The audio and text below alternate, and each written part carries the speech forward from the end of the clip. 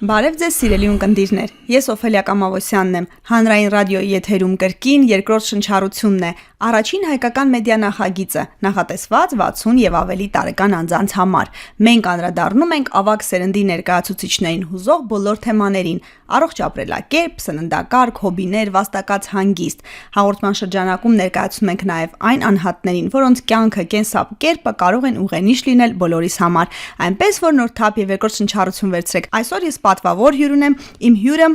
Արունաբան, առողջապահության կազմակերպիչ, բժշկական գիտությունների դոկտոր, առողջապահության, եթե կարելի ասել, առաջին նախարարը հանրապետության, պարոն Միհրան Նազարեթյանն է։ Շնորհակալ եմ, որ ձեզ շատ բազմազբաղ ժամանակում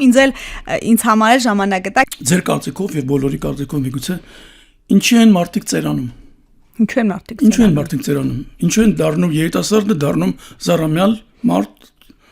չեմ ուզում ասեմ ծերուկ բառը, որտեղ չեմ սիրում ես այդ բառը։ Ծերուկը լավն է, ծերուկը։ Պարզապես ինչի են մարդիկ ծերանում։ Ես այս հարցին մոտենալու եմ երկու կողմից։ Մեկը որպես Արունաբան, մարդ, որը զբաղվում է բջիջների թերապիայով, բուժման բանով, որը դա առնչվում է բջիջներին, եւ երկրորդը որպես առողջապահության կազմակերպիչ։ Առաջինից սկսենք։ Մարդիկ ծերանում են նրա այն պատճառով, որ բջիջները, որ մենք ունենք, բջիջները ամբողջ մեր կյանքում ապրում են, կենսագործում են, հետո իրենք էլ տարիքային բանն են անցնում եւ կանգնում են իրանց զարգացումը։ Եվ մյուս բջիջներն են սկսում զարգանալ։ Օրինակ, երբ որ դուք մատը կտրում եք, օրինակ, չէ՞, սկսում է լավանալ, այդ լավանալը ի՞նչ է։ Այն բջիջները, որոնք որ քնած էին, սկսում են զարգանալ, ավելանալ եւ դառնում են արդեն գործունյա բջիջներ։ Հիմա այստեղ խնդիրը կայանում է նրանում, որ այդ բջիջները, որոնք քիչ-քիչ տարիների ընթացքում ծերանում են, նրանք դառնում են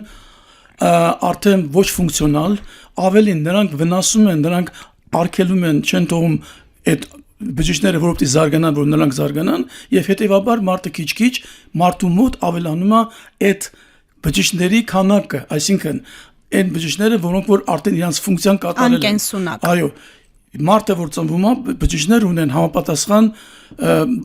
բաժանվելու, կիսվելու, ավելի ճիշտ այսպես ասենք, հնարավորություն։ Դա անսպառ չէ հնարավորությունը։ Որոշակի չափից հետո արդեն դադարում է եւ իրանք դառնում են ոչ ֆունկցիոնալ։ Հիմա ինչքան շատ մենք բաժանվող, կիսվող բջիջներ ունենք մեր օրգանիզմում, այնքան մենք ավելի երկար ենք ապրում եւ այնքան ժամանակ մենք կարողանում ենք գործունյա լինել։ Այն բջիջները, որոնք որ արդեն կորցրել են իրենց այդ հատկությունները, նրանք էլ ոչ մի ձևով չեն առնչվում մեզ հետ, բայց որոշակի առումով բացասական են ազդում բաժանվող, կիսվող բջիջների վրա։ Հետևաբար, մարդը իր կյանքում ունի արդեն չափագրված կիսվող բջիջների քանակ, որը որ դուք անցաք, վերջ։ Դա արդեն դա նշանակում է, որ դուք կարող եք փակեք դռները եւ գնաք։ Անխուսափելի է ծերությունը, հետևություն ձեր ասածից։ Այդ իհարկե, անպայման, բայց ստեղ կա մեկ ուրիշ բան։ Դա բիոլոգիական մոտեցումն է ծերությանը, ծերանալուն, որ պայքար է գնում ուրեմն հնացած չբաժանվող, չկիսվող բջիջների, որոնք ավարտել են իրենց, այսպես ասենք, իրենց կենսագրությունն են ավարտել, իրենց գիտեք ինչն են ավարտել, կյանքի առաջադրանքը։ Այդ բջիջներ ունեն, մենք բոլորս ունենք առաջադրանք, հիմա կխոսեմ, բայց բջիջներն ունեն առաջադրանք։ Այբ որ ինքը եկավ այդ վերջին, կանգնում ամեն ինչ։ Հետևաբար ստեղ խնդիր է ցակում, թե ինչպես անել, որ այդ process-ը, ինչպես անել մարդու մոտ բաժանվող բջիջների թիվը չպակասի, գոնե չավելանա, բայց չպակասի, եւ ինչպես անել, որ պահպանենք այդ բջիջների քանակը։ Դա բիոլոգիական ծերության բաննա, տեսությունն է, որը այսօր ընդունված է ամբողջ աշխարհում։ Եվ ասում են, որ ինչքան երկար դուք պահպանեցիք այդ բաժանվող բջիջները, այնքան երկար կապրեք։ Ո՞նց պահպանենք բաժանվող։ Հիմա գալիս ենք երկրորդին, արդեն դա որպես առողջապահության կազմակերպիչ, առողջապահության համաշխարհային կազմակերպությունը, միջազգային առողջապահության կազմակերպությունը ունի իր ձևակերպումը առողջության, որ առողջությունը դա ինչ է։ Առողջությունը ֆիզիկական, սոցիալական եւ հոգեվոր բավարար լինելն է, բարեկեցությունն է, այլ ոչ թե հիվանդությունների բացակայությունը։ Ֆիզիկականը պարզ է, սոցիալականը մենք շատ լավ գիտենք, որ սոցիալական գործոնները ինչպիսի ազդեցություն ունեն, թե դրական իմիջիալից ասեմ, թե բացասական, մեծ մասով բացասական իհարկե, այլ որ շրջագայում ես Երևանի փողոցներով հիմա դա բացասական է այդ տրանսպորտային իրավիճակը դա բացասական ֆակտորն է սոցիալական, որը ազդում է մեր բոլորի հոգեկան առողջության վրա։ Այսինքն նա ոչ թե մենակ կարող է բարձրացնի արյան ճնշումը մարդկանց մոտ, այլև առաջացնի հոգևոր որոշակի խնդիրներ, որոնք կապված են այսինքն երեք կոմպոնենտը իրար հետ աշխատելով թույլ են տալիս մեզ կամ ապրել երկար, կամ ապրել կարճ, բայց հարցը մենակ դա չի։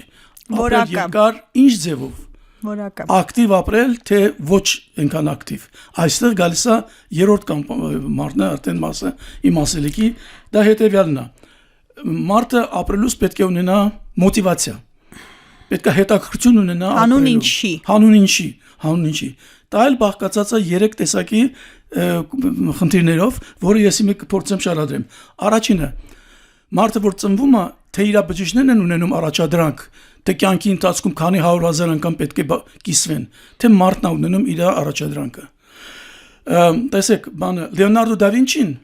չէր կարող մահանալ 58 տարեկանից վաղ ավելի, 58 տարեկանում, որտեվ գործ ուներ անելու, Սեքստինյան Մադոննայի հարցը կար, ուրեմն Մոնա Լիզայի հարցը կար, Քրիստոսի պատկերը կար եւ այլն։ Եվ այստեղ կարևորը որ այդ առաջադրանքը մարդու մեջ որ լինում է, դա անպայման գործի, որովհետև առանց առաջադրանքի մարդը 40 տարեկանից հետո կասի լավ ես, էլ առաջադրանք չունեմ։ Պարոն Հովհաննիսյան, եկեք ես ձեզ ընդհատեմ, ինչու, որովհետև հարցեր են ծագում, որ հետո կամ ժամանակավրեպ կլինի, կամ ինձ մութ չեմ դիմանալի հարցն է։ Առաքելությունը բոլորը ունեն, շատ են եթերում ասել, որ մարդը պիտի գտնի իր առաքելությունը։ Ինչպես գտնել առաջադրանքը, ես որ ծնվում եմ, ինչ-որ մեկը իմ մոտ դրել է այդ առաջադրանքը, որ ես բաները պետք է անեմ։ Առաջադրանք առաքելություն, ասենք, ինչպես գտնենք մեր առաքելությունը կյանքում, մարդը ինչպես գտնի եւ որ տարիքում է դա գտնում։ Այդ անցնում ենք մյուս թեմային, որ երկարակեցության մեջ շատ կարևոր կապ ունի բացի ձեր ասած առաքելությունից, իմ ասածով առաջադրանքից, էմոցիոնալ կապը մարդկանց հետ։ Էմոցիոնալ կապը, մենք դες հետ էմոցիոնալ կապ ունենք արդեն։ Մարդը էմոցիոնալ կապը իր ընտանիքի հետ է, իր երեխաների հետ է, իր սիրուհիների հետ է, իր չգիտեմ ում հետ, որի հետ ունի էմոցիոնալ կապ։ Այդ առանց այդ էմոցիոնալ կապի, նոր դուք մի քիչ առաջ ասացիք, որ առանց էմոցիոնալ կապի մարդը երկար չի ապրում։ Որպես օրենք, ես գիտեմ շատ տեղեր, դեպքեր, երբ որ մարդը չունի ոչ մեկը, եւ նա չի ապրում կատարելու իր առաջադրանքը, ավելի շուտ է գալիս իր ծերությունը, որտեվ ինքը էմոցիոնալ կապ չունի աշխարհի հետ։ Այսինքն մեկուսացումը բերում է անխուսափելիորեն վերջին։ Տեսեք, էմոցիոնալ կապ անպայման չի, որ լինի ֆիզիկական մարդուն։ Կարող էմոցիոնալ կապը կարող է Աստծուն լինի, կարող է լինի իր հավատքին, կարող է լինի շատ բաների, կարող է լինի երաժշտությանը, բայց պետք ունենա էմոցիոնալ կապ։ Առանց այդ էմոցիոնալ կապի, դուք որ ասացիք մոտիվացիան, մի քիչ թուլանում է։ Եվ մեկ էլ գիտեք ինչը կարևոր է զայրույթը արտահայտելու հնարավորություն մարդու առաքելությունը առաջադրանքը կատարելու համար մարդը պետք է կարողանա իր զայրույթը արտահայտի երբ որ զայրույթը չի արտահայտվում ոնց որ ասում են ժողովրդի մեջ այդտեղ արդեն ռիսկային ֆակտոր է դա դառնում մարդու հետագա առողջ ապրելակերպի վրա այս 3 բաները հիշենք սա որ առաջադրանքը մարդը ծնվում առաջադրանքով, հենց այնպես չի ծնվում, որ մարդը առաջադրանքը իրականացնում է էմոցիոնալ կապերով եւ մարդը պետք է ունենա հնարավորություն լինի այնպեսին, որ կարող է զայրույթ արտահայտի։ Պարոն Ազատյան, զայրույթ արտահայտի, թե ընդհանրապես էմոցիաներ արտահայտի, որովհետեւ ներս գցել ասվածը, այդ որ ժողովուրդն է ասում, նաեւ կարող է ուրախություն, ամեն դեպքում էմոցիաներ արտահայտել, ոչ միայն զայրույթը, եւ այստեղ մի ոնց որ հակադրվեմ ձեզ, ինչ առումով Ես տեսել եմ, որ երկարակյաց մարդիկ 100-ից ավել մարդկանց հետ շատ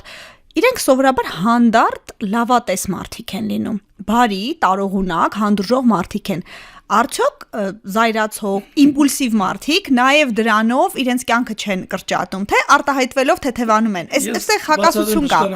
Պարզապես տարբեր մարդու հոգեբանական վիճակներ կան, տարբեր 4 տեսակի մարդ կա։ Այդ ձեր ասածի պես մեկը որ շատ հանգիստ է վերաբերում, մյուսը ավելի այսպես ռեակցիաներ է տալի ամեն ինչին, մյուսը վատատես է, մյուսը չտեսնված օպտիմիստ է, օրինակ հարցեր եք ինձ։ Դուք օպտիմիստ եք, թե որին եք։ Դե թույլ չեք տվել գամ ձեր թեմային, ասել եք իմ մասին չի, բայց հաղորդումը ձեր մասին է։ Ես օպտիմիստ չեմ, միանգամից ասեմ։ Իրատես եք, բայց դուք իսկ վատատեսել չեք։ Ես իրատես եմ եւ ամեն ինչի մեջ փորձում եմ հնարավորին չափով իրատես լինել։ Ես եթե թույլ տակ կասեմ, ես վատատես եմ։ Այո։ Ես միշտ ամեն ինչ պլանավորելուց վատատեսական սցենարը ինձ համար որպես հիմք ընդունում եմ, հետո սկսում եմ ուրախանալ, երբ որ այդպես չի ստացվում։ Մարդկային հարաբերություններում։ Մենք իրար հետ նույն բանի վրա ենք։ Այդպես հարմար է ինձ, որովհետև գերադասելը չհիասթափվելը, քան թե լավատես լինել, ինչ որ ակնկալիքներ ունենալ, հետո հիասթափություն ապրել։ Ռեալ մարդիկ ավելի մոտ են պեսիմիզմին, քան թե օպտիմիզմին, ես կարամ տենց ասեմ։ Կյանքն էր այնքան հիասքանչ չէ, բայց հաղորդումը պիտի դրական լինի։ Դուք ինչ կենսակերպով եք ապրում։ Ես ինչպես կենտրոնացա ձեզ վրա, ուզեցի ձեզ հետ հանդիպել, այնպես հետո որ ձեզ դուստրը գրեց, թե ոնց եք դուք ժամը 6-ից գնում մարզվելու, լողավազան, այդ ձեր կենսակերպի մասին պատմեք։ Տեսեք, մեր ամբողջ մշկության մեջ դա հայտնի է, մարքեթինգը, չգիտեմ, ձեզ վատ բառա թե լավ բառա, բայց մարքեթինգը այսօր ռեալ իրավիճակն է։ Ամեն մարդ ունի իր բանը, իր ընտրությունը, իրեն հետ վարվելու ընտրությունը։ Մեկը առավոտյան շուտ վերակենում, հլը ջեր չզարթնած, միած սիգարետա ծխում։ Մյուսը վերակենում սկսում է գարեջուր խմել։ Մյուսը վերակենում գնում է հեծանի քշելու։ Վատ բան չեմ ասում, լավ բան եմ ասում։ Հեծանը քշելու։ Ես մեծ հաճույքով հիմա քշեի, իմ որ փոքր իմ հեծանը գողացան, դրանից հետո չեմ բանում։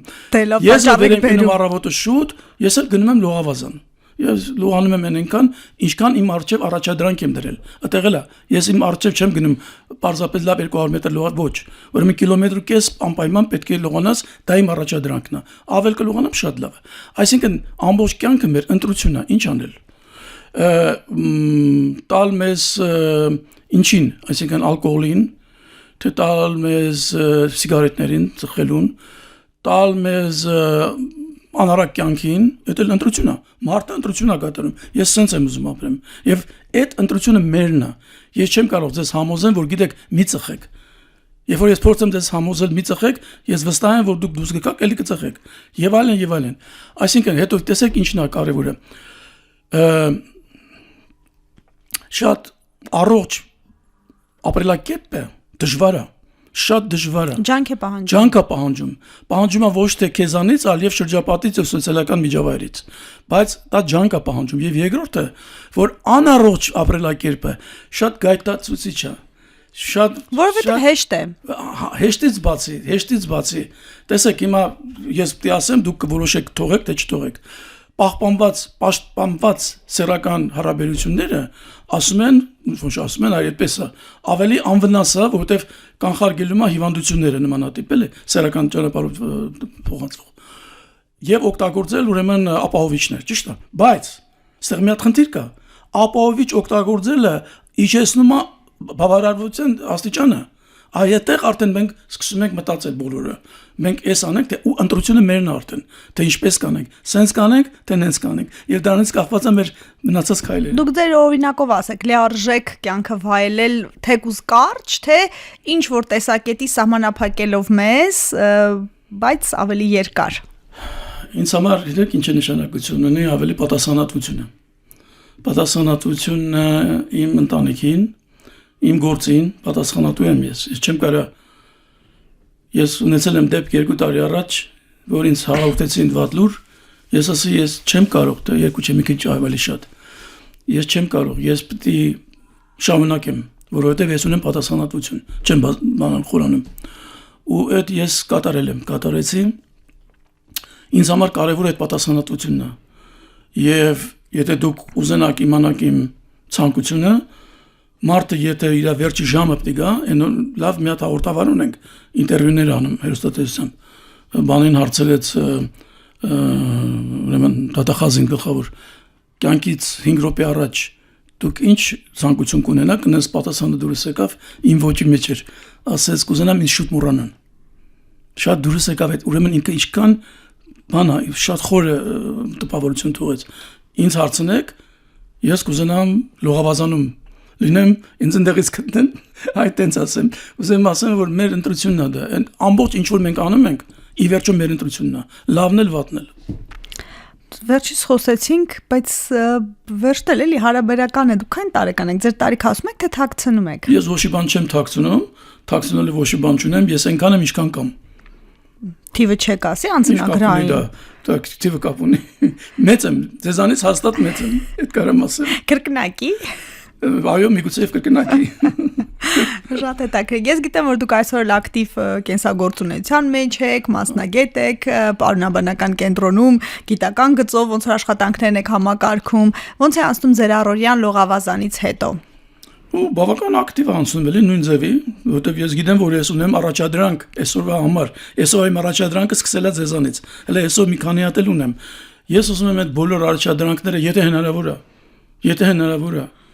բայց ինչ որ ինձնից է կախված, ես այդ անեմ։ Երբ որ ես դա անեմ, ես ինձ հանգիստ եմ զգում։ Իսկ ձեր շուրջ մարդկանց, ընտանիքի անդամներին, գոլեգաներին, դուք ոնց որ եւ պատասխանատու եք եւ պահանջկոտ եք ձեր հանդեպ էլ բնականաբար մյուսների էլ, ոնց որ կյանքը հեշտ չի, հա։ Հեշտ չի, մանավանդ որ ես պահանջկոտ չեմ։ Ես գտնում եմ, որ մարդուն փոխելը շատ դժվար է։ Շատ դժվար է։ Ես չեմ կարա այսօրվա խոսքով մարդկանց փոխեմ, բայց ուզեմ հասցնել մարդկանց, որ ինչ որ իրանց հետ լինում է, այդ իրանց ընտրությունն է։ Եվ մի բան եմ հիմա ուզում ասեմ այդ առաջադրանքի մասին։ Կարևոր բան է։ Չեմ ասում երկիրը, ոչ մի բան չեմ ասում, դա չեմ ուզում ասեմ։ Պատերազմը գնում մի երկրում մի քանի տարի։ Ռումբեր են ընկնում մարդկանց վրա, մարդիկ մահանում են, վնասվում են, մի խոսքով ավերվում են ինչ եւ այլն։ Քաղաքային տրանսպորտի մեջ մարդիկ, որոնք որ նստում են, անընդհատ փոխվում են ինչի առումով, որովհետեւ մարդիկ կան որոշ մարդիկ, որ վնասվում են կամ վիրավորվում են կամ մահանում են, այսպես ասենք։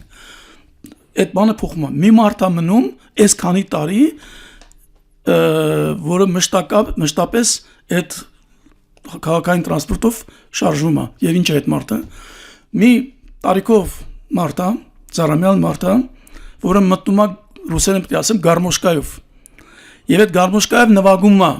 Այդ տրամվայը, թե մետրոյը, թե ինչի որտեղ է։ Նվագում է։ Այդ նվագելով ինքը մարդկանց միգուցե իրանց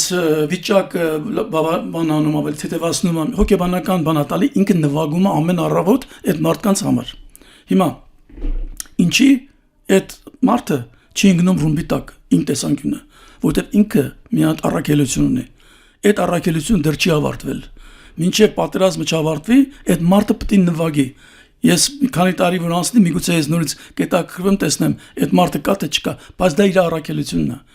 Այդ իրան օժտվելա նրա համար որ մարդկանց վիճակը պահպանի, այսպես ասենք, էլի, բավարար։ Որտեղ մնացած բոլորը գալի գնում են, այդ մարդը ամեն օր նստած նվագում է։ Հասկանում եք այդ բանում տրանսպորտում։ Այդ իր առաքելությունն է։ Ինչպես գտնենք մեր առաքելությունը, ինչպես հավատարիմ լինենք այդ ճանապարհին։ Մարդիկ առաքելությունը երբ են գտնում ծննդյան պահից, ճիշտ մասնագիտություն ընտրելով, ճիշտ ընտանիք կազմելով։ Ես վերցրել եմ այդ ամեն ինչը թե իմ ծնողներից, բայց եւապես գրքերից, որտեղ մենք շատ ենք երևի ավելի կարդում, հիմա մենակ վերի մասն եմ ժողովուրդը կարդում, բայց բանը ես մի բան ասեմ, ինչի մասին, եթե ասեք ինչի մասին եք ափսոսալու կամ ափսոսում, անպայման հարցնելու եմ, դրան էլ ենք անդրադառնալու։ Չկարդացած գրքերի մասին, որ չեմ կարդացել, ու էլ չեմ կարդա երևի։ Ինչու՞ ժամանակ ունեք, չունեք։ Ժամանակ ունեմ, բայց այդ գրքերը այնքան շատ են, որ դուք չեք կարող բոլորը կարդալ։ Այն որ կարդացել եմ, այդ ես վեցրել եմ, բայց ես ափսոսում եմ նրանց գրքերի, որոնց որ չեմ կարդացել։ Իսկ այնտեղ լավ բաներ կան։ Դե բայց դա ափսոսանքի մի տեսակ է, որ բոլորիս միշտ ուղեկցելու է, որովհետև բոլոր գրքերը կարդալ, ցավոք ոչ մեկը չի կարող։ Բայց պատկերացնում եք, թե ինչ կներ, եթե մեկը կարողանար գոնե տաներ։ Շատ լավ բան կներ։ Բժիշկ, սերը, ընտանիքը, երկարակեցության մի քիչ ավելի անձնական դաշտ գալով, արդյոք երկարակեցության համար երկար երջանիկ կյանք ապահովողներ են։ Թե մարդը մենակ էլ, մենակյաց մարդիկ էլ կարող են։ Էմոցիոնալ կապն է։ Մարդիկ ովքեր ունեն բացի իրանց առաքելությունից, առաջադրանքից, որը տրված է իրանց, եւ էմոցիոնալ կապ, իրանք ավելի երջանիկ են, ապրում են քան գոնե ինչքան որ ապրում են,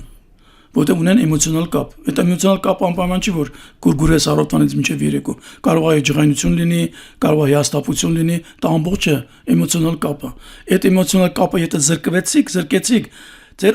առաջադրանքը կարող է չաշխատի, որ դուք զրկել եք ձեզ մի հատ կարևոր կոմպոնենտից, այդ էմոցիոնալ կապն է, եւ մեկ է զայրույթից։ Շատերն ասում են, ինչ ես զայրանում։ Զայրանում եմ, որովհետեւ դա իմ ներքին վիճակն է։ Կարելի է չէ՞ զայրանալ, դե լավ է, ոչ չէ։ Դե պիտի կարողանաս։ Ինչքանով Ես էլ եմ շատ ու շուտ զայրացող մի տեսակ սրտիցս բխած բաներ եք ասում, բայց այնուամենայնիվ պայքարել պետք է ներկայում մեր էմոցիաները։ հանդիպման հենց առաջի բանը դա էր, ես իմ տեսակ դուք իմ արտահայտությունը։ Բայց ես գոհացա, որ դուք անկեղծ եղաք, որովհետև ամենակարևորը դա է թերևս։ Չէ, ես իմ, գիտեք, իմ կնոջը միշտ ասել եմ, որ ես քեզ փոքր բաների մեջ երբեք չեմ խաբի։ Մեծ բաներում կարող եմ խաբեմ։ Լավ, էլ ինչ եք ասում։ Այո։ Փոքր բաներն ու մեծ բաներն էլ հարաբերական չեն։ Ինձ համար ես ունեմ այդ բանը, ջրբաժանը ունեմ, որն է փոքր, որն է մեծ։ Ես բժիշկ լինելով հասկանում եմ, որ ոչ ամեն բանն է հնարավոր կամ դրական տեղափոխել մեկ ուրիշին։ Այսինքն այն բարի սուտը, հա, ոնց սպիտակ Չէ, բարի սուտը։ սուտ չէ, սուտ չկա։ Կարելի ասել ամբողջ ճշմարտությունը եւ կարելի ասել ճշմարտության կեսը այդ դեպքում։ Դիտակետից երևի։ Այո, իհարկե, որովհետեւ ես ունեմ համապատասխան տենց լեկցիա ունեմ, որը կոչվում է ինչպես հաղորդել վատ լուրը։ Դա մեթոդաբանություն է։ Ոնց որ ձեզ մոտ սովորացնում են ինչպես վարել հաղորդումը, չէ՞։ Դա տեղեկատվության տեսակետից մենք էլ ունենք տեխնիկաներ։ Դա մեթոդաբանություն է, որը բժիշկներին շատ ուշադիր լսում են, որովհետեւ բոլորին հետաքրքիր է, թե դե մարդիկ կան հաղորդում են ոնց որ կա։ Մի հարց էլ, որ առողջ ծերության կամ առողջ կյանքին չի կապված, բայց այնուամենայնիվ ձեր ասածի հետ մարդուն չցավեցնելու համար խաբելը ձեր այս տեսության տեսակետից արդյոք ընդունելի է։ Մարդուն խաբել, պահել կեղծիքի մեջ, որովհետև ճշմարտությունը ցավ կը։ Շատ անձնական է, տարբերվում են մարդիկ։ Օրինակ ես չեմ ուզենա, ես մինչև վերջ ուզում եմ իմանամ այն ինչ որ կա, բայց մարդիկ կան, որոնք անպաշտպան են այդ ամբողջին եւ չեն կարող տանել այդ ամբողջը։ Այդ իրանց համար հավասար է ծանր իրավիճակի, այնտեղ պետք է զգուշ լինել։ Գերադասելի է խաբված լինելը։ Ֆորմուլան էսպիսին է, անձնական պետք է իմանամ։ Հիմա ես ձեզ իմանալով ես կարեմ ասեմ, որ ձեզ անկես կարեմ ասեմ, մինչև վերջ ինչ որ կա, ես արդեն ջոկեցի ոնց որ ասում, ընկալեց, բայց մարդիկ կան մի քանի նախադասությունից հետո զգում ես որ բանը։ Ես տենց դեպք ունեցել եմ, երբ որ հիվանդին մինչև վերջ չեմ ասել, բայց հիվանդը գնալով ոչ թե լավանում է, վատանում է։ Հիվանդի ամուսին ասում է բժիշկ, բա դու տեղյակ չի ամուսինը, որտեղ տղան ասել է ոչ մեկին չասեք, մենակ ինձ ասեք, բայց այդ մարդը տեղյակ չի։ Դե հիմա տեսեք ինչա դուս գալի։ Հիվանդներ կան իմանալով ուժ են վերցնում, ոտքի են կանում, հիվանդներ կան։ Չէ, ոնց ասեմ ձեզ, ուժի հարցը չի ստեղ։ Իրանք կարևորում են իրենց գործողությունները ու իրենց ծրագիրը, որ ինչպես անեն։ Ես ավելի շատ տենց եմ մտածում։ Ես չեմ ասում նրա համար, որ ինչ որ խափեմ, չէ։ Ես շատ անգամ չեմ ասում նրա համար, որ չվնասեմ, որպես բժշկության հիմնական օրենք։ Հենց այդպես էլ ասացիք, այդ կարևորն է։ Որոշ դեպքերում Արյունին գանք, ես մասնագիտական հարցեր տալու իսկականից հնարավորություն չունեմ, որտեղ մասնագետ չեմ։ Չէ, բայց ես չեմ կարող մասնագիտական, բայց արյունը որպես պրիմիտիվ հարցը տվեք ամեն։ Դե այդ հենց այդպես էլ ուզում ասեմ, արյունը որպես օրգանիզմը շարժող ամենակարևոր բան, ինչ պիտի անեն մարդիկ բոլորս 60-ից հետո, որպեսզի արյան հետ կապված խնդիրներ չունենան, հաշվի առնելով որ դուք հիշում եք այդ ծերանալու բժիշկները եւ որ սկսում են ծերանալ ինչ են անում։ Կա դուք կարող հարցեր կա ինչ որ ձև տրանս բանաներով ոնց որ մեսերից վերացնելու կամ քչացնելու եւ այլն։ Միանշանակ պատասխանը բժշկության մեջ դա չկա, տեսության մեջ, բայց հնարավոր բաներ կան, օրինակ, ֆիզիկական աշխատանքը, ֆիզիկական պարապմունքները, սպորտը, պահպանիչ տենց ուրեմն հնարավորությունները որոշ չափով դա կարող են բանանել։ Այստեղ մի հատ կարևոր բան կա։ Այսօր բժշկությունը աչքով չի կարող տեսնել, որ բջիջն է արդեն կատարել իր առաքելությունը, իսկ որը շարունակում է։ Դա կարելի անել միայն նուրբ, շատ բարդ իմունոլոգիական հետազոտությունների միջոցով, որը բոլորին պարզավոր հնարավոր չի։ Դրա համար տեսականորեն, եթե ակտիվ եք, եթե շարժունակ եք, եթե էմոցիոնալ կապ ունեք, եթե առաքելություն ունեք, որ կարծում եք պետք է կատարեք, հավատացեք, որ ձեր այդ բջիջները կպակասեն։ Դա այդ ծերացող բջիջները կպակասեն։ Ինձ խոսքի վրա պետք է հավատաք մենակ, ուրիշ ձևի չեմ կարող ապացուցեմ։ Դե ես կյանքի վրա եմ հավատում, բայց այստեղ մի ուղղակի մի հակասություն կան մարդիկ, որոնք ակտիվ են, կենսունագործունյա, մեկ էլ թելը կտրվում է, առաքելությունն են վերջացնում։ Որոշակի առումով միգուցե եւ այո, բայց կարող է լինի, որ դեր ես ես ասել Լեոնարդո դա Վինչի չէր կարող մահանալ 48 կամ 44 տարեկան հասակում։ Նա պետք է ավարտի իր գործը նոր։ Միգուցե այդ ուժնա որ թույլատալին մարդուն ավել գնալու, բայց դժվար է ինձ ասել, որովհետեւ կան բաներ, որը մեզանից այնքան լկախված չեն, ասենք դե օրինակ տրավման, տարբերսակի պատահարները նույնիսկ ուռուցքային հիվանդությունները նույնպես կապված են դրա հետ։ Երբ որ օրգանիզմում ավելանում է այդ ծերացող բջիջների քանակը, տեսականորեն էլ ավելանում է հնարավորությունը ստանալ ուռուցքային հիվանդություն։ Ստեղ էլ այդ բանը կա։ Բայց ես չի ասի, որ դա 100%-անոց բան է։ Մարդիկ կան հարստության մեջ լողում են եւ հիվանդանում են, մարդիկ էլ կան, որ այսպես ասենք, աղքատ են, բայց ապրում են բավական երկար։ Աղքատ եւ առողջ։ Եվ առողջ։ Ну առողջը կասկածելի է, անպայման մի հիվանդություն կունենան, եթե նրանք չունեն ունևոր չեն, ուրեմն մի խնդրեմ եղել է, որ չեն ֆիզիկական, հոգեկան կամ չգիտեմ ինչ ձևի։ Երկարակեցությունը նաև կայացած առողջապահական համակարգի արդյունք է։ Այո, 100% իհարկե։ 100%։ Հիմա Հայաստանի Հանրապետությունում սպասվող կյանքի տևողությունը 74 տարեկից անց է, բանում Ճապոնիայում 90 է։ Որոշ մարդիկ մեր վերևի հարևանները ասում են 150 տարի պետք է ապրի։ Տենց ֆանտաստիկ բաներ կան, բայց որ առողջապահության համակարգը ստեղ կարևոր է, դա միանշանակ է եւ շնորհիվ դրան է եղել։ Պատվաստումները ինչ են արել։ Պատվաստումները փորձել են եւ փորձում են եւ անում են։ Կանխարգել են մահերը։ Հաստատ լավ կարգավորված առողջապահության համակարգում այ մարդիկ ավելի շանսեր ունեն ավելի երկար ապրելու։ Տեսեք ասում շանսեր, հնարավորություններ, եթե լավ համակարգ առողջապահության մարդկանց շանսերը երկար կապրեն, ավելանում է այդ հաստատ։ Իմ հյուրերը, որ բժիշկներ են, երկարակյաց են։ Համակարգը կենսաբանությունը հասկանալու շնորհիվ է, անընդհատ սովորելու, որովհետև դա երկարատև մասնագիտություն է։ Մասնագիտությունից երևի արվեստին զուգահեռ մեկ էլ բժիշկներն են, որ դժվար կայանում են, երկար տարիներ են սովորում, համեմատած եւ հետո ամբողջ կյանքում են սովորում եւ ասում են, որ անընդհատ սովորելն էլ երկարակեցության բանալիներից մեկն է։ Ну, դա գիտեք, ինչին է վերաբերում, այն էմոցիոնալ կապին, որ դուք կապ ունեք ոչ թե մենակ մարդկանց հետ, այլև գրքերի, գիտության եւ այլն, դուք այդ կապը պահպանում եք, բայց որ բժիշկները ավելի երկար են ապրում, դա էլ շատ բան է, խնդրահարույց է, որովհետեւ կան բժշկական մասնագիտություններ, որ ճիշտ հակառակն է, օրինակ ասենք թե վիրաբույժները այդքան երկարակեցություն ստատիստիկայով եթե խոսենք, այնուամենայնիվ իրանց մոտ, բայց կան, իհարկե կան։ Ստրեսն է պատճառը այդ դեպքում։ Իհարկե ստրեսը, բայց բացի ստրեսից կան բաներ, օրինակ ասենք թե, ծխելը, տեսեք, թոքերի ռակը, կացկեղը ամբողջ աշխարհում առաջի տեղում է։ Տղամարդկանց մոտ առաջի տեղում է։ Թոքերի կացկեղի առաջի պատճառը ծխախոտն է։ Հիմա միանգամից իմ կոմպոնենտները կասեն, մեկը կար մինչև 100 տարեկան ծխում էր, այո, կարող է։ Ուրեմն իր առաքելությունը տենց է եղել, իր բջիջների այդ բանը, այդ ձևի է գրանցված եղել, ծրագրված եղել, որ իրանք ապրեն բան չունեմ ասելու։ Բայց փաստա չէ, որ ամբողջ աշխարհում, ոչ թե մենակ Հայաստանում, ամբողջ աշխարհում առաջի տեղում գրավում է ուռուցքների մեջ։ Դուք կարող որ ուռուցքն ամենաշատ թոքերի կացկեղը։ Այնա տրամադրած մոտ։ Մեր երկրում էլ ավելորդ է հարցները, բայց հաստատ ենք, դուք չեք ծխում, չեք խմում։ Ես չեմ ծխում, ես ծխելը թողել եմ 4-րդ դասարանում։ Երբ եք սկսել։ 3-րդ դասարանում, չէ դա իհարկե լուրջ բան չի, փորձել եմ ինչ-որ այն ժամանակ բուլղարական սիգարետներ կար, բայց ես երբեք չեմ ծխել, որովհետև ես միշտ զբաղվել եմ լողով, սպորտով, բանով, այնտեղ հնարավոր չի, որ դու գնաս լողավազանում կատարես քո առաջադրանքը, որը տրեյները տալիս է, ու դու, ասենք, ծխես։ Հետո դուրս գաս ծխես։ Հա։ Խմելը ես չեմ բանամ, ես ալկոհոլի դեմ սեր չունեմ, բայց հավես ունենում եմ, որովհետև թե շրջապատում, թե ամենտեղ, թե գնում ես բար, մի հատ վիսկի ես պատվիրում կամ որևէ մի ուրիշ բան, այդ ուրիշ բան է իհարկե, բայց դա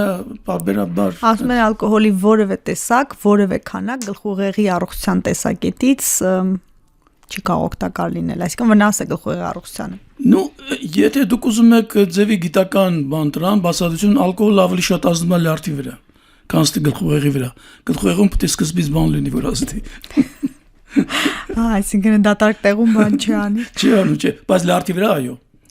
Լյարդի մեջ փոփոխությունները այո, այդ իրոք տենց է։ Տենց բան կա, պեչին դիպլոմատը գիտեք։ երբ որ դե մարտիկ որոնք Լարդ դիվանագետը, լարդ դիվանագետ, դիվանագետի լարդ, տենց ձևակերպում կա, դիվանագետի լարդ, որտեվ դիվանագետները ստիպված թե մաքրում են, անընդհատ ինչ որ տենց բաների մեջ են, չէ՞,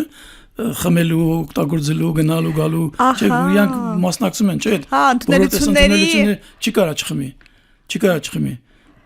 Ты же дузгака Масль Маргарита Меч. Вы очень опасный человек. Не пьете, не курите, женщины очень опасный человек. Տեսման միանգամից նկատվում է։ Ձեր ասածից հասկանում ենք, որ թուլություններն էլ այնուամենայնիվ կյանքին վնաս չեն, եթե կա առաքելությունը, եթե կա ապրելու ցանկությունը։ Եթե դու կարող ես տիրապետել, հա, իհարկե ոչ, բայց շատ անգամ օրինակ մի հատ լավ գերմանական գարեջրից ես երբեք իմ չեմ զրկի, հաստատ չեմ զրկի, այդ հաստատ։ Հրաշալի։ Դուք ձեր ծննդյան թիվը չասացիք, բայց դա որ բաց ինֆորմացիա է, դրված է դուք ոնց Բացարեք նայեք։ Հա, նայեմ, բա իհարկե, բարոյական։ Համաշխարհն եք ուզում իմանալ։ Հա, չէ, ուզում որ նայեք, ես ասեմ, ինձ բոլոր մարդիկ ով հարգում եւ սիրում են, իմ ծննդյան թիվը գիտեն։ Դուք ծնվել եք պատերազմի, այսպես ասած, տարիներին եւ ձեր հիշողությունն է որպես մարդ, որ 44-ից մինչև հիմա ինչն է շատ փոխվել, ինչն է շատ տպավորել ձեզ, որ դուք կպատմեք մի բան, որ ինձ կզարմանցնի, իմ տարեկիցներին կզարմանցնի, ավելի երիտասարդները, թեկուզ քաղաքի մեջ, թեկուզ ինչ որ մի բան տեխնոլոգիական առումով, որ շատ էական է փոփոխությունը։ Կարող եմ ասել, այն տարիներին, երբ որ ես ինձ արդեն սկսում եմ հիշել, դա մոտավորապես 50-ականների սկիզբներ արդեն ինձ հիշում եմ։ Ստալինի մահվան օրը ես հիվանդեի տունը լաց էի լինում, Ստալինի մահվան օրը, որտեղ բոլոր մարդիկ դրսում լաց էին լինում։ Պատկերացնում եք, չէ՞, ինչ լավ։ Հիմա մենք շատ վատ ենք ապրել։ Ահա որ վատ ենք ապրել, ոչ թե մենակ մեր ընտանիքին, papan այն ժամանակ արդեն բժիշկ էր, բայց ժողովուրդը վատ է ապրել, դա հաստատ վատ է ապրել։ Երբ որ մեր հացի ավտոն մեքենան գալիս էր հաց գրելու, բոլորը գցում են իրանց ներքև, որ հենց մեքենայից այդ հացը գնեն, հաց։ Հիմա մենք ինչ ենք, հիմա լավ ենք ապրում ավելի, քան այն ժամանակ։ Մի կարևոր մի բան։ Մեր առաջադրանքը նա է, որ սրանից հետո ավելի լավ ապրենք, որ դուք արդեն որ հասնեք իմ տարիքի, ասեք, գիտեք, մենք 25 թվականին այնքան լավ չէինք ապրում, բայց այս թվականին չեմ ուզում արդեն շատ լավ ենք ապրում։ Լավ ապրել նյութական բարեկեցության առումով, թե գիտակցական, որովհետև սրանից լավ էլ ինչ ապրենք, եթե մարդուն ինչ է պետք լավ ապրելու համար, գիտակցական նկատի ունենք։ Ոչ թե դա լավ ապրելը պիտի գիտակցես, որ լավ ես ապրում։ Եթե լավ ապրում ես, բայց չես գիտակցում, ես օրինակ գիտակցում եմ, որ մենք հիմա ավելի լավ ենք ապրում, որտեղ նայում եմ ինչ է կատարվում, ոնց է կատարվում, կան մարդիկ, որ վատ են ապրում, կան մարդիկ, որ շատ վատ են ապրում, եւ դրանք կարիք ունեն ուշադրության,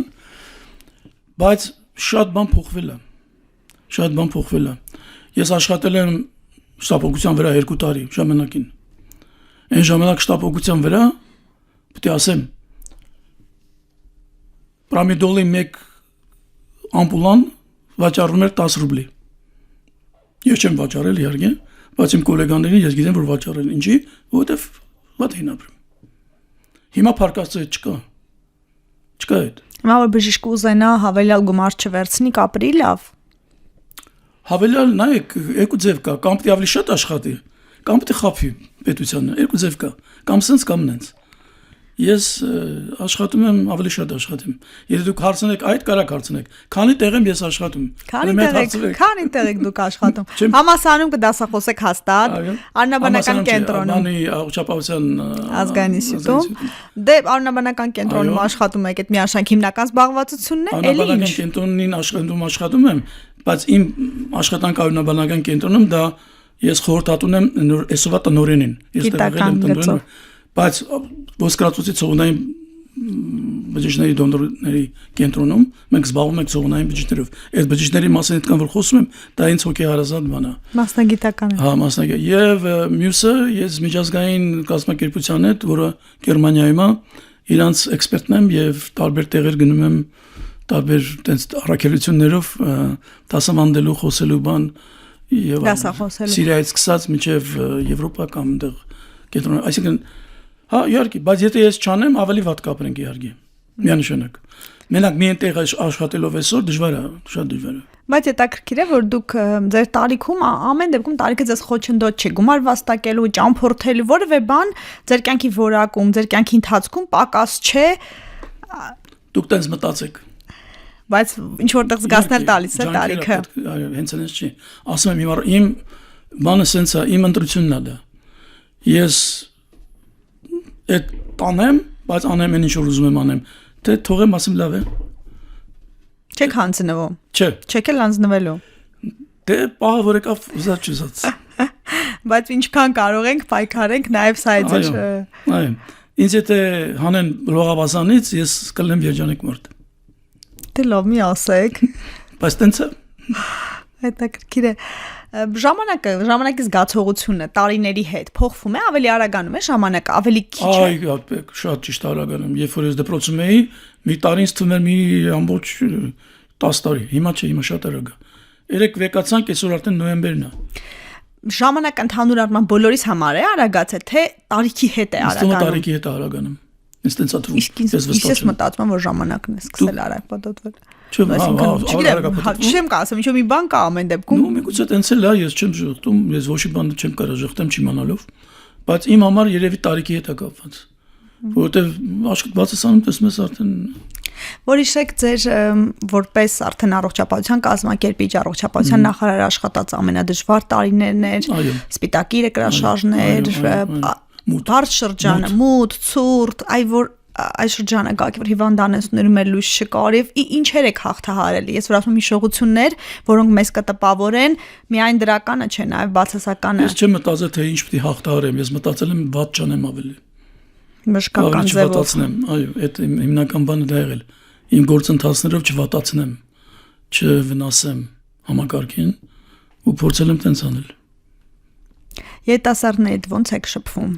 Թորնիկների հետ, ուսանողների, այսինքն թորնիկները երեքը ստեղ չեն, մեկն է ստեղ մենակ։ Ինքը Հայկ բանակի սպայայի միջալույց ասեմ, թորնիկս, իսկ երեքը մյուս երեք աղջիկները բանում են, Գերմանիայում են, բայց եթե դուք ուզում եք իմանալ թե երիտասարդները ինչպես են, հավասարի պես, մեծի դիրքերից, երբեք այդ մեծի դիրք ես չեմ սիրում դա։ Ես չեմ սիրում դա։ Ես ոնց որ զգում եմ նենց էլ ցույց եմ տալիս։ Ինչ պլաններն եք առաջիկայի եւ քանի տարվա են պլանները 10, 20։ Ոչ մի տարվա պլան չունեմ ես։ Այսօրվա պլաններն ունեմ, այսօր ինչ եմ անելու։ Այսօրվա գործերը շատ են։ Այդ պլաններն ունեմ։ Շատ շնորհակալ եմ, որ եկաք, որ այդ գործերի մեջ ինձ էլ ժամանակ տվեցիք այս զրույցը ունեցանք։ Կա բան, որ չհարցրեցի, կամ մի հետաքրքիր պատմություն, կամ մի բան, որ կուզեք, որ մարդիկ իմանան։ Չասենք դաս խաղենք, դուք ասացիք, որ դասեր տալ, փորձ փոխանցել հնարավոր չէ, մարդիկ պիտի գա ինքնագիտակցության։ Ես կուզեմ իմանամ այն, ինչ որ մինչև հիմա չեմ իմացել։ Բայց գիտեք ինչը չգիտեք։ Դե որ չգիտեք, ոնց իմանաք, որ Բայց հաստատ կա այդ բաները, որը ոչ չգիտեմ, բայց այնց եմ ուզում իմանալ։ Հետաքրքրասեր եք, դա էլ է ասում են հետաքրքրասեր մնալը, լինելը։ Դե երեխային է, չէ՞ բնորոշ հետաքրքրասիրությունը։ Եթե մարդ հետաքրքրասեր է, ուրեմն կյանքի հանդեպ այդ ծարավը կա։ Այո, ճիշտ է։ Հրաշալի է։ Շնորհակալ եմ, որ եկաք։ Կարծում եմ, որ էլի եթե հանդիպենք, էլի ունենալու ենք հոզակցության թեմա ու ամենտեղ մենք ասել ենք հիմնականը, բայց չենք խորացել դետալների մեջ, որ կարելի է։ Իհարկե կարելի է շատ խոսել դրա մեջ, բայց ես ասում եմ, մարդը ինքն է ընտրում իր ճանապարհը։